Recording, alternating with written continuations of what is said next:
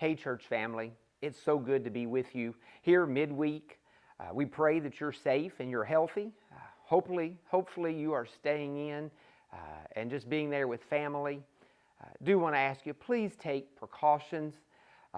Community spread, if you're watching the news or hardly anything, community spread here in our area, it's on the rise. As I think about this message and what to say to you, my mind went back time and time again. It runs back to the book of Hebrews.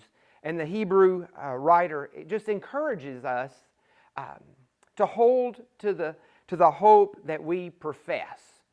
And he encourages us to persevere. And so as we gather here midweek, as a faith community, we're not forsaking the assembly, so let's don't even go there. But here's the thing I want us to do, and I want this to be on our minds more and more in the coming weeks. But let us consider how we can spur one another on to love and good works. Let us try hard to encourage one another. And so with that admonishment, it's really all throughout the book of Hebrews. I'm so thankful for each and every one of you, for your love for God, your love for each other. And I'm thankful that you're using your gifts and you are encouraging and reaching out to one another. Maybe you saw some singers. I know there was something on Facebook, but perhaps you were blessed by some singers on Sunday as they came to your house and sung hymns. That's awesome. I am so thankful for Hope Central. Hope Central is continuing to connect with families. Matter of fact, 33 families. They're making sure they have gas to get where they need, to get what they need. They're making sure that they have food. And so I want you to know that they're good on food this week. At least this week, there may be a need come Sunday. So be checking Facebook. Vita will be getting the word out.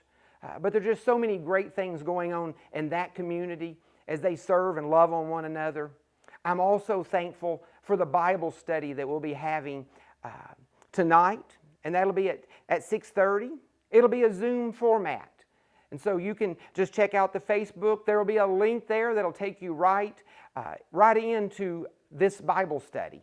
And so make sure you go there early so that you can get set up, and it'll walk you through some things for your computer. It should be relatively easy depending upon your equipment.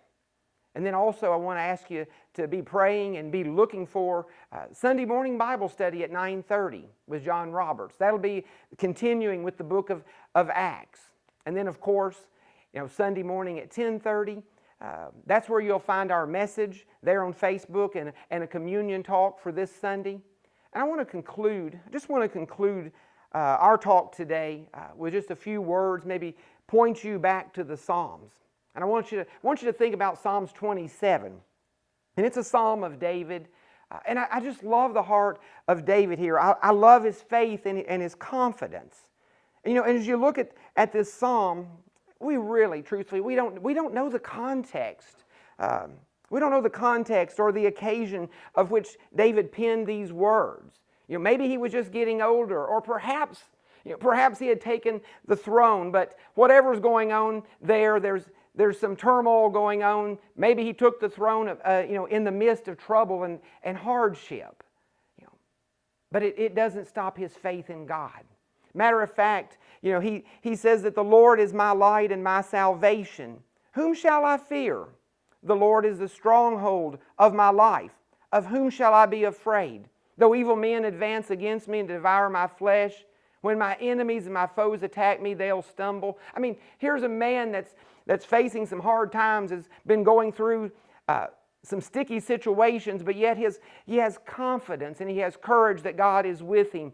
And I love it that he says here in verse 4 that the one thing I ask, and he says, this is what I seek amidst all that's going on around me, that I may dwell in the house of the Lord all the days of my life, and to gaze upon the beauty of the Lord, and to seek Him in His temple.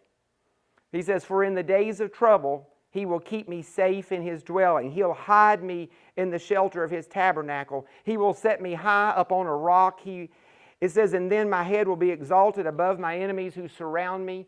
And at His tabernacle will I sacrifice with shouts of joy, and I will sing and make music to the Lord. I mean, David is expressing such confidence that no matter what's happening around him, his faith is square upon God. And he expresses so much of what our heart desires. He says, hear my voice when I call to you, O Lord. I mean, hear the petitions. That's what he's saying. Hear my prayers, God, when I call out to you. Be merciful to me and answer. And he says, my heart says to you, seek his face. Your face, Lord, I will seek. I mean, David's saying, I just want to worship you, God. I just want to seek you. So don't hide from me. Help me to seek your face. Don't turn away from me. And he goes on to teach us, to say, teach me, O Lord, your ways. Don't turn me over to the desires of my foe or false witnesses who rise up against me. He's saying, no matter what I'm facing, God, be with me. Continue to abide with me. And he concludes out this wonderful psalm. Check it out for yourself. Do a little Bible study there, Psalms 27. But I love his ending here because he says, I am still confident of this, that I will see the goodness of the Lord in the land of the living. And then he says, wait. That may be our message for the week. You may even hear it on Sunday. But he says, wait for the Lord. Be strong and take heart and wait for the Lord. So see, David knows God is with him. He's encouraged by God. He wants to worship God. He's confident and has courage that God will not forsake him and God will be with him through everything. And so he's encouraged by God that no matter what happens, he needs to put all of his hope in him. Think about that this week, and we look forward to seeing you back again in this same format, and continue to look for ways that you can love one another and spur one another on to love and good works.